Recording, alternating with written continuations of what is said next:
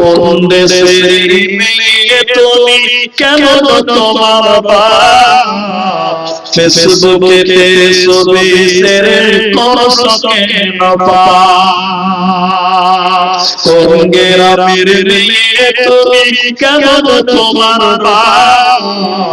ফেসবুকে ছবি শেয়ার করছো কেন বোরকা একটা পরছো তুমি মুখটা রাখছো খোলা দরজা বন্ধ করে জানালা খোলা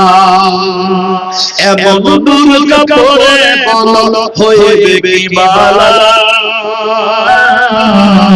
ফেসবুকে